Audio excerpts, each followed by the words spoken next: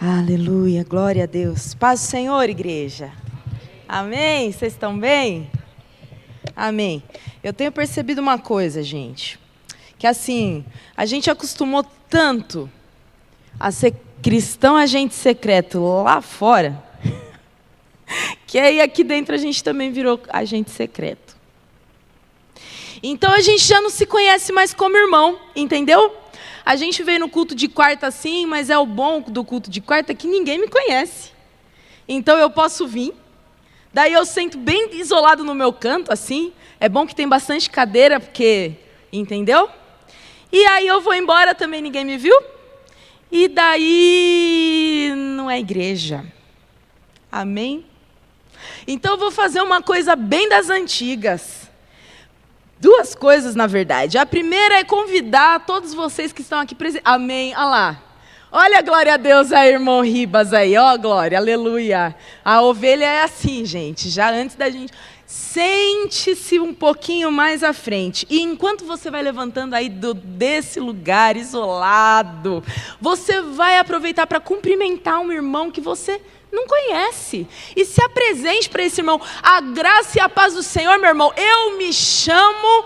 3 pontinhos. Seja bem-vindo à casa do Senhor. Estamos agora nos preparando para receber o alimento do Senhor. Até porque nós estamos aqui reunidos junto à mesa do Pai. E nessa mesa não tem como a gente sentar para comer só para matar a nossa fome. Porque na mesa do Pai a gente senta para compartilhar da presença de Deus. Amém?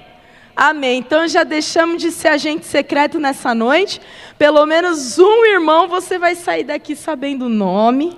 E você já vai orar por esse irmão quando você chegar na sua casa. Aleluia, glória a Deus.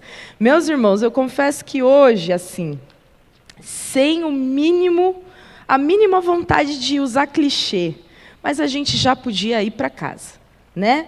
Porque a palavra que foi ministrada através do louvor nessa noite foi uma palavra poderosa. As palavras que o pastor Edu usou para abrir esse culto e para ministrar dízimo para nós foram palavras poderosas que já reviraram o nosso interior. Não é verdade? Como é que a gente não consegue entregar nem o dízimo na casa do Senhor e entrega o coração, que é exatamente aquilo que Ele deseja de nós? Ai de nós, né, irmãos, que o Senhor, Ele nos transforme mesmo, porque a gente é terrível, não tem outra palavra para descrever quem nós somos, né? Jesus, mas estamos aqui. Nessa noite eu queria ministrar uma palavra para o coração de vocês, que está lá em Isaías 40. Essa palavra tinha que dar um título, então eu aproveitei o próprio texto para dar o título, que é Consolem o meu povo, o consolo de Deus para os corações abatidos. Eu não sei se tem coração abatido aqui nessa noite, eu imagino que tenha. Até porque a gente gosta muito mesmo de palavras de consolo. E aí, às vezes, a gente nem está tão triste assim, mas a gente lembra de uma tristeza que está lá no fundo, que ainda não foi tratada. Eita, eu tenho, tá? Mas a gente muitas vezes está assim, abatido. E o Senhor, Ele tem uma palavra de consolo para nós nessa noite. Uma noite que é assim comum. Não é verdade? Numa quarta-feira comum. Às vezes a gente espera assim grandes eventos para a gente botar nossa melhor roupa de crente, pegar aquela Bíblia mais bonita, mais estilosa, aquela do Dizascope, já fiz aqui uma propaganda, para você ir naquele evento que vai ser o extraordinário. Nossa geração é uma geração viciada no extraordinário. Então, os perfis de Instagram que a gente segue são perfis de pessoas extraordinárias. As pessoas que a gente costuma admirar são pessoas extraordinárias. A comida que a gente gosta de postar e admirar é uma comida extraordinária. Nós somos pessoas extremamente viciadas no extraordinário. Mas a verdade é que Jesus Cristo veio para nos ensinar a viver nos dias comuns, nos dias ordinários. Como uma quarta-feira que você pegou trânsito, já deve ter tido umas confusões aí, porque sempre tem, já deve ter engolido sapo hoje, entendeu? Hoje é um dia que às vezes você chegou direto do trabalho e está com fome, um dia comum. Foi assim que Deus encontrou aquela mulher samaritana junto ao poço. Era um dia comum. Aquela mulher não esperava encontrar ninguém na frente dela, por isso ela foi meio-dia para o poço, no sol a pino, para que ela não encontrasse ninguém na frente dela. E ali ela encontra com o próprio Deus encarnado em Jesus Cristo. Os discípulos, eles estavam pescando e recolhendo rede, um dia comum. E é naquele momento que Jesus os encontra e diz para eles: siga-me. E é assim que Jesus gosta de agir, nos dias do arroz e feijão, nos dias do macarrão com salsicha, no dia que você tem que acordar cedo e trabalhar muito, no dia que você tem que pegar aquela roupa meio amassada da pilha de roupa para passar, porque você está sem tempo. É nesses dias que o Senhor é especialista em nos encontrar. Então, se você chegou aqui meio macambúzio, meio assim, sem muito desejo, sem muito saber o porquê, saiba que hoje, nesse dia comum e ordinário, o Senhor Jesus pode te encontrar aqui. Então abra o seu coração, peça ao Senhor olhos abertos, ouvidos atentos, para que a palavra do Senhor, que é mais cortante do que espada de dois gumes, capaz de dividir alma de espírito, junta de medula, possa penetrar no meu e no teu coração. Essa palavra rasga pedra. Então, se o teu coração está endurecido, ela pode penetrar e rasgar ele de fora a fora, transformando novamente o teu coração num coração de carne. E diz assim a palavra do Senhor: consolem, consolem meu povo, diz o seu Deus. Falem com carinho a Jerusalém, digam-lhe que seus dias de luta, em outras versões de escravidão, acabaram, e que seus pecados foram perdoados. Sim, o Senhor castigou em dobro por todos os seus pecados. Ouçam, uma voz clama: abram caminho no deserto para o Senhor, preparem para o nosso Deus uma estrada reta na terra desolada. Aterrem os vales, nivelem os montes e as colinas, endireitem as curvas, tornem planos os trechos acidentados. Então a glória do Senhor será revelada e todos a verão.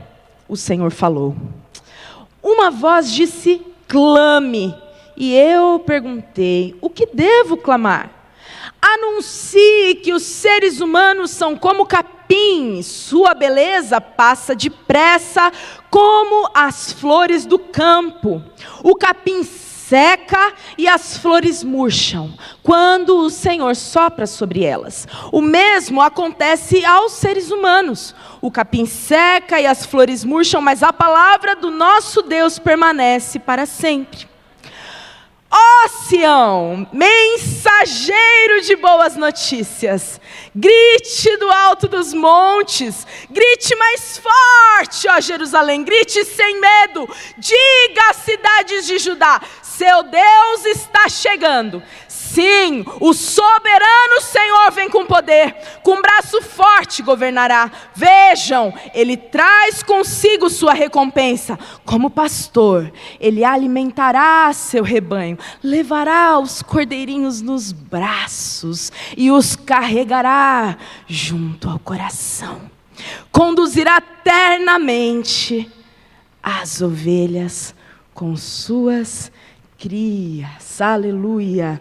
Consolem, consolem o meu povo. Só de ouvir, só de ler esse texto, parece que eu consigo ouvir a voz amorosa do nosso Pai, olhando para aquele rebanho de Jerusalém, assim como Ele olha para nós nessa noite,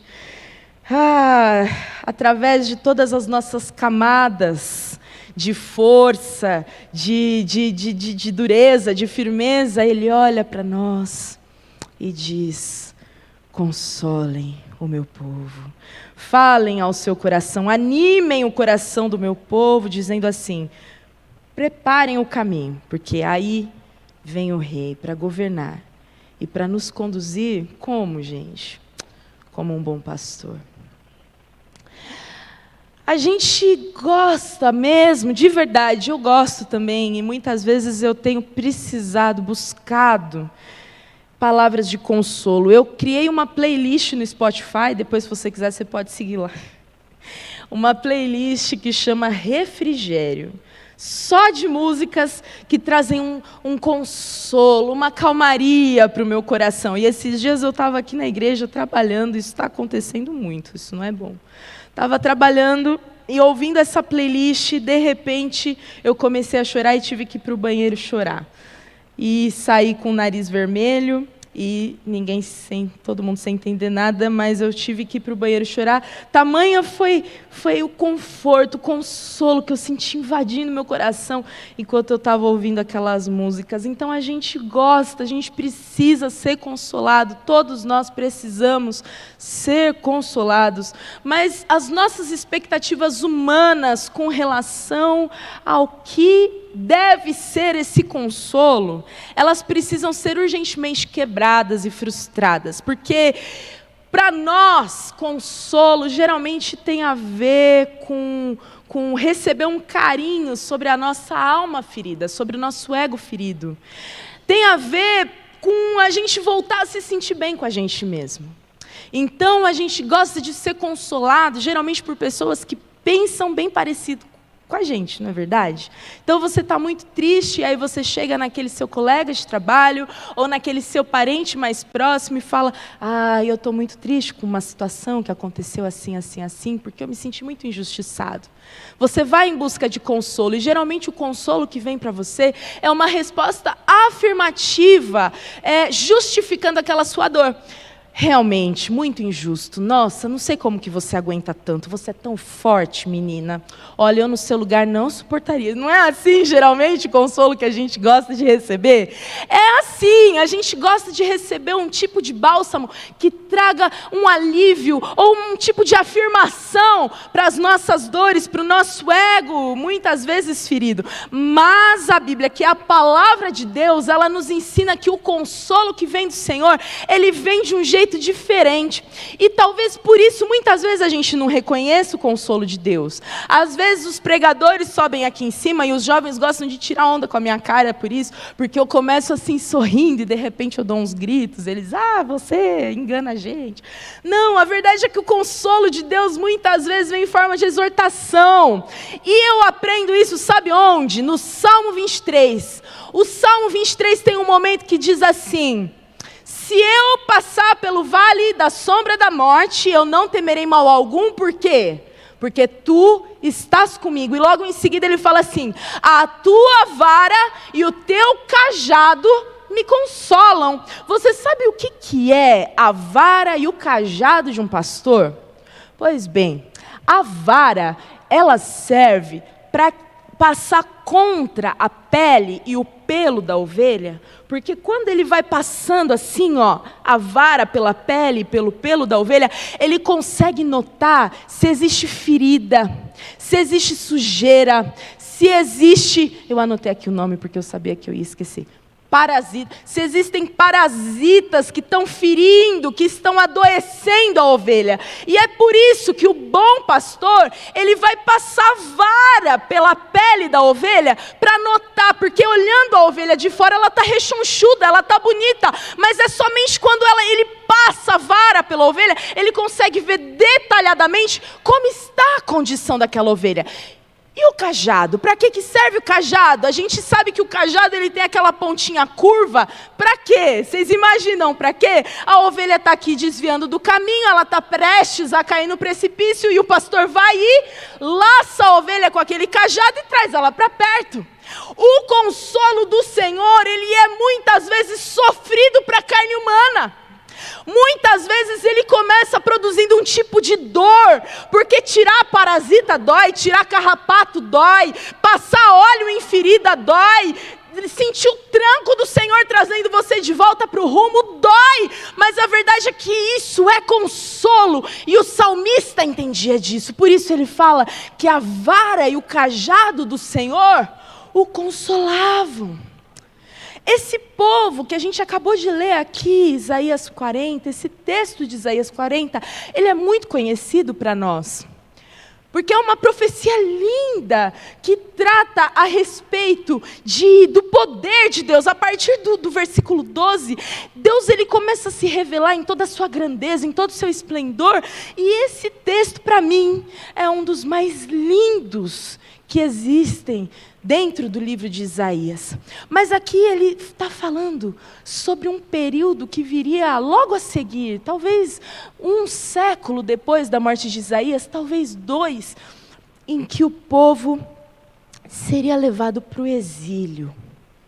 O povo sofreria nas mãos de Deus um processo de cura através de vara e cajado, que traria uma profunda dor e um profundo sofrimento para esse povo.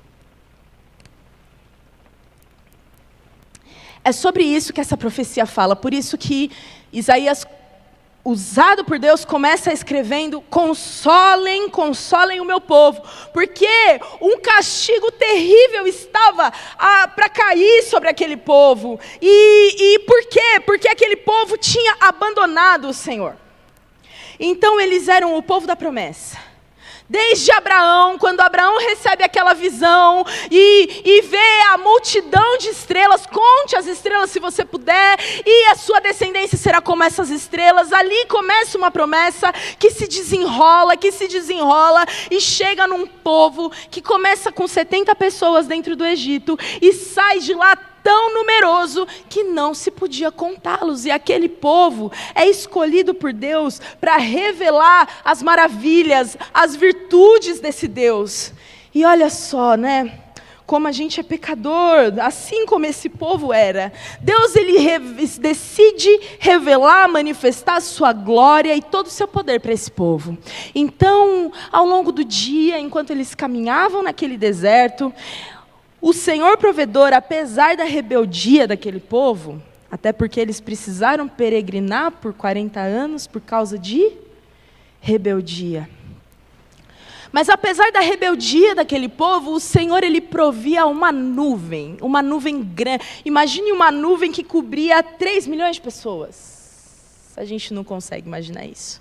Mas todos os dias essa nuvem se colocava sobre o povo, para guiar esse povo e para protegê-lo do forte calor do deserto. À noite, havia uma coluna de fogo. Imagine o tamanho dessa coluna de fogo, que servia para proteger esse povo do frio intenso do deserto e também para guiar esse povo ao longo da noite. Eles experimentaram o milagre das roupas não rasgando e dos sapatos aumentando de tamanho ao longo de todo esse processo, e eles não viram as roupas e os sapatos estragarem. Todo dia de manhã eles acordavam e havia ali, perto deles, a provisão, que eles só precisavam colher.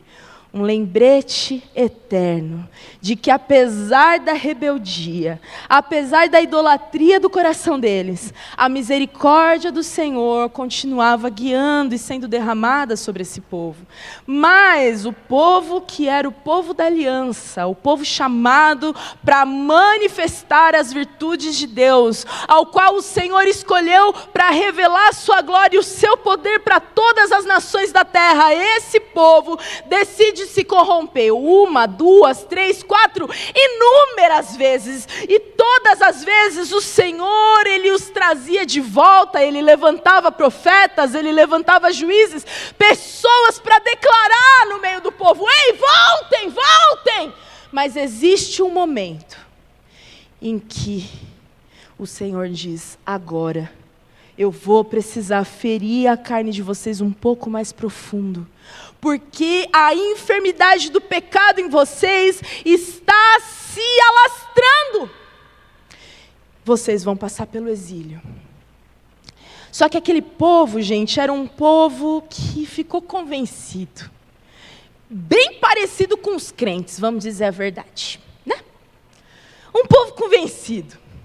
Porque nós somos o povo da promessa, nós somos o povo da aliança, nós somos indestrutíveis, nós somos intocáveis. Então, todas as vezes que Deus levantava um profeta para dizer: eu vou ferir vocês, o que eles faziam com esse profeta? Prendiam, torturavam, machucavam, matavam o profeta, porque eles falavam: esse profeta está falando heresia. E aí levantavam vários profetas falando assim: não, não, não, não. Isso aí de exílio, isso aí de sofrimento, isso é mentira. A verdade é que está vindo uma grande prosperidade. Uma grande prosperidade vem sobre o povo. E o Senhor está dizendo assim: não. Levantava outro profeta: arrependam-se, voltem, porque eu virei com juízo sobre vocês e será algo terrível. Mata esse profeta. Imagina que Deus vai fazer isso com um povo intocável. Aquele povo se tornou um povo extremamente arrogante a respeito da sua própria identidade em Deus. Muito, muito, muito mesmo parecido com a gente, infelizmente. Como a gente carrega essa identidade de cristãos e achamos que pelo fato de carregarmos esse nome em nós, temos direito a tudo e a todos. Que o Senhor nos livre de todo orgulho e de toda arrogância, porque o Senhor, Ele resiste aos soberbos e Ele os abate. Que o Senhor nos transforme e corrija a rota do nosso coração. Mas aqui o Senhor, Ele diz de uma maneira maravilhosa, que apesar do exílio ser algo terrível por conta do próprio pecado do povo, o Senhor, Ele já estava provendo um livramento, porque o exílio não seria o fim, e o pecado do povo não era também o fim. O Senhor, Ele está dizendo assim: ei, o rei está vindo, o consolo de vocês vai voltar a habitar no meio de vocês, porque o consolo não é a minha autoafirmação, não é a cura interior da minha terceira, da minha quarta, da minha quinta geração. O consolo que o Senhor provê para o seu povo é: eu estou no meio deles. Eu estou no meio deles e eles não serão abalados. Eu cuidarei de vocês como um bom pastor que cuida das suas ovelhas. E esse consolo, ele vem e o Senhor, Ele fala que preparem o caminho, porque o consolo virá. Preparem esse caminho, aplanem o coração de vocês das montanhas do orgulho e da soberba, aterrem toda a desobediência, aterrem toda a falta de fé de vocês, porque o rei vem. Preparem este caminho. O povo não ouve naquele determinado momento, e o exílio vem, mas junto com o exílio, nós vemos o Senhor novamente restaurando, levantando, a ponto dessa profecia que foi declarada sobre o povo de Israel num primeiro momento, se tornar uma profecia que reverbera por toda a humanidade. Como isso? Pois é, as palavras proféticas da Bíblia, elas geralmente acontecem para dizer algo sobre o povo daquele local, daquele tempo, daquela época. Mas como a palavra do Senhor dura para sempre, ela continua reverberando pela eternidade. Nesse caso, a gente vê que a palavra do Senhor, ela não trata pura e simplesmente do exílio babilônico que estava para chegar, mas ela também vai falar sobre algo que acontece nos evangelhos, A chegada do Rei dos Reis, a manifestação do próprio Rei da Glória, do Senhor do Universo, que se torna carne e habita entre nós. E aonde que a gente percebe que essa profecia fala disso? Um versículo que é muito conhecido, de Isaías 43, que diz assim: ouçam, uma voz clama, abram caminho no deserto para o Senhor, preparem para o nosso Deus uma estrada reta na terra desolada. Aqui a gente ouve, lá no fundo, uma voz que clama no deserto. Que voz era essa? Que voz era essa que reverbera no deserto? A voz de João Batista. A voz de João Batista. Chega um homem no meio do deserto. Olha só. No meio do deserto, um homem chamado João Batista. E é muito interessante porque os 4 evangelhos são unânimes ao dizer que João Batista era o cumprimento desta profecia, o cumprimento pleno desta profecia, porque ele veio anunciar a chegada do Filho de Deus, do Rei dos Reis, do Deus de toda a glória, que estava no meio do povo para trazer o quê? Consolo. Isaías 62 vai dizer o quê? Que o Espírito do Senhor estava sobre Jesus, porque ele ungiu para pregar as boas novas aos quebrantados. Ah, Senhor Deus Todo-Poderoso. É lindo como a gente vê em Lucas, abra aí a sua Bíblia, em Lucas 3:3. Vocês estão acordados aí, gente boa? Aleluia. Já estamos encerrando nessa noite. Mas quando a gente abre em Lucas, a gente vê Lucas descrevendo de uma maneira muito interessante o cumprimento dessa mesma profecia de Isaías 40, agora e na vida de João Batista. Diz assim a palavra do Senhor: João percorreu os arredores do Rio Jordão, pregando o batismo como sinal de arrependimento para perdão dos pecados. O profeta Isaías se referia a João quando escreveu em seu livro: ele é uma voz que clama no deserto. Ele é uma voz que clama no deserto. Preparem o caminho do Senhor, abram uma estrada para ele. Os vales serão aterrados, os montes e as colinas serão nivelados, as curvas serão endireitadas e os lugares acidentados aplanados. Então todos verão a salvação enviada por Deus. Olha só que coisa linda. O que era a figura, a representação de João Batista? João Batista, ele representava um arauto do rei. O arauto do rei era o mensageiro que ia adiante da comissão real até a cidade para onde o rei se dirigiria, para anunciar: o rei está vindo.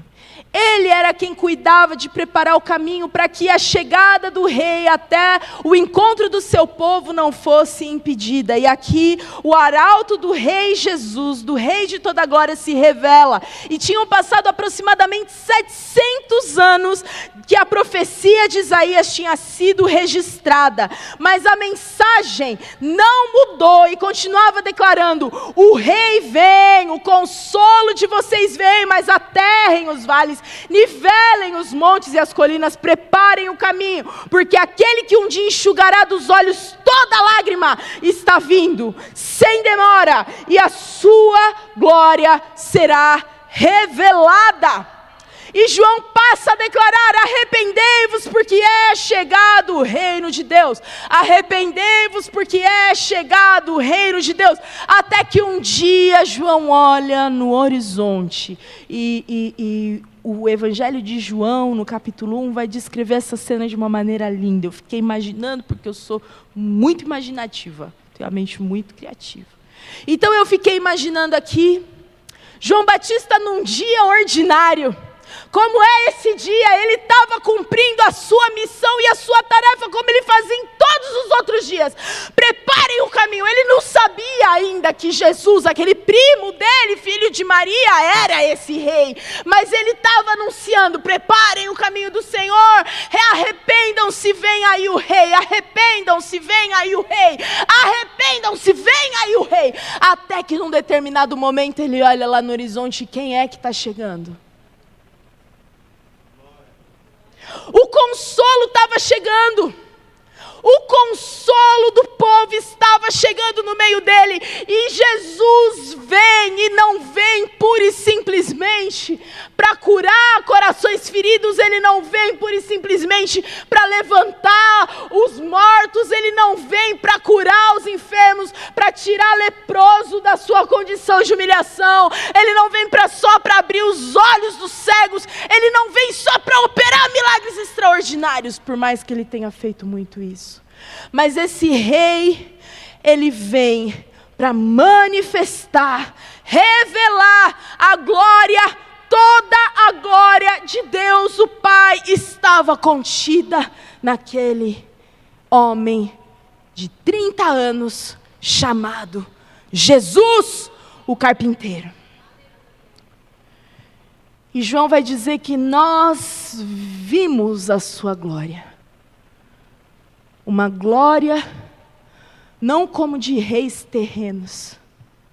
Uma glória não como dos poderosos desse mundo. Nós vimos a sua glória. A glória do unigênito do Pai. Deus estava no meio do povo. E esse Deus que estava no meio daquele povo, ele continua aqui, no nosso meio, porque ele sabia que nós não seríamos capazes de abrir esse caminho sozinhos. Então, o castigo que nos traz a paz foi a espada de Deus sendo derramada em toda a sua ira sobre o corpo de Jesus Cristo, para que o caminho de volta para casa fosse aberto, para que o caminho de volta para o nosso consolo fosse aberto. Meus queridos irmãos, o Cordeiro de Deus que tira todo o pecado do mundo, olha só que coisa linda. Em Israel, o povo precisou passar pelo exílio, para que eles conseguissem alcançar de volta a restauração da vida deles. Nós já estávamos exilados. A gente não tinha rumo, a gente não tinha esperança.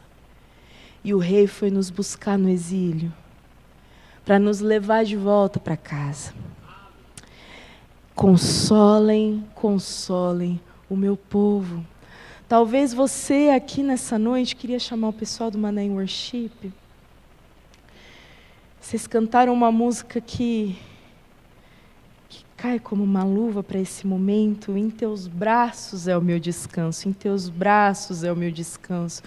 Um dia você decidiu estar aqui de volta na casa do Senhor, e talvez ao longo do tempo o seu coração tenha se tornado como o coração do povo de Israel, um coração endurecido, um coração indiferente, um coração que já não consegue mais encontrar refúgio e consolo no Senhor. Mas eu continuo dizendo para você, melhor, não sou eu não, é a própria palavra de Deus que nos diz que o nosso consolo é o próprio Deus. Então a gente precisa parar de buscar consolo em fontes rotas. A gente precisa parar de buscar consolo em pessoas, em situações, em circunstâncias, em amigos, em filmes, em momentos de lazer e distração. A gente precisa parar de buscar consolo em fontes rotas, porque Israel fez isso e continuou exilado e continuou a sofrer. E nós temos hoje um caminho aberto de volta para a fonte de toda a vida e de todo consolo, e continuamos desejando as coisas que o Egito e a escravidão nos ofereciam. Não gente, é de todo o coração que a gente precisa se entregar a esse caminho, porque por mais que ele pareça ser um caminho mais difícil, e realmente é, esse é o caminho que nos leva de volta ao nosso verdadeiro lar. Esse é o caminho que nos faz repousar em verdes pastos. Esse é o caminho que nos leva mansamente a águas tranquilas. Esse é o caminho que nos vai fazer desfrutar de plenitude, estando tudo bem ou estando tudo mal. Até quando a gente vai viver essa vida de inconstância como as ondas do mar? Quando tá tudo bem, eu tô bem. Quando tá tudo mal, eu não acredito mais que o Senhor é bom para mim. Quando tá tudo indo bem, eu venho até a igreja testemunhar do meu carro novo, do meu emprego novo, do meu contrato novo, do meu dinheiro novo e tudo novo. Mas quando tá tudo mal, eu não tenho nem o que orar, porque eu continuo buscando consolo em fontes rotas. Tudo que nos alegra e que é desse mundo é fonte rota. O dinheiro a traça corrói, o dinheiro ladrão pode roubar. O teu emprego sempre vai ter um melhor que você, e você lá se sentindo ameaçado. Mas esse é um caminho livre, um caminho aberto, um caminho plano para a fonte de toda a vida. E nós precisamos buscar esse caminho de todo o nosso coração. Foi isso que o pastor Edu leu aqui no momento do dízimo e da oferta. É o coração da gente. Tem que parar de ser um ritual. A minha busca por Deus tem que parar de ser um ritual. Tem que parar de ser a minha disciplina. Tem que se tornar a angústia das minhas entranhas. Enquanto eu não estou com Deus, eu não estou satisfeito. Enquanto eu não estou com Deus, eu não estou feliz, porque a minha alma tem sede de Deus. O meu corpo suspira pelo Deus vivo, pelo Deus de toda glória. É nesse lugar que nós devemos estar. Então volte para Deus. Volte para Deus. Volte, a gente precisa voltar a fechar as portas dos nossos quartos e gastar muito mais do que 15, 20 minutos lá. A gente precisa voltar a fechar a porta dos nossos quartos sem hora para abrir de novo. E sentar lá e ficar lá com Deus. E rir com Deus, e chorar com Deus, e dormir com Deus, e abraçar Deus, e acordar com Deus. Deus, Deus, Deus, Deus, até que nada mais nos importe. Não dá mais para pregar que se você ler pelo menos um versículo da Bíblia já tá bom. Fonte rota. No seu curso de faculdade você tem que ler milhares de livros e você se dedica nisso. Agora na fonte de toda a vida, um versículo. Se você orar 5 minutos do dia tá bom? Sério? Sério que você acredita nisso? Fonte rota. Gaste o seu tempo com Deus. Perca refeições com o Senhor. Emagreça buscando a Deus. Engorde buscando a Deus. Morra e viva buscando a Deus. Porque se a gente estiver no vale mais profundo, Ele está lá com a gente. Se a gente estiver com a nossa cama armada no meio dos mortos, Ele está lá. Se eu descer no mais profundo abismo, se eu subir no mais alto do céu, se eu for até os confins da terra, Ele está lá. E nós precisamos desfrutar. Desfrutar. Como a gente desfruta de um banquete. Desfrutar. Como a gente desfruta dos momentos mais prazerosos da nossa vida.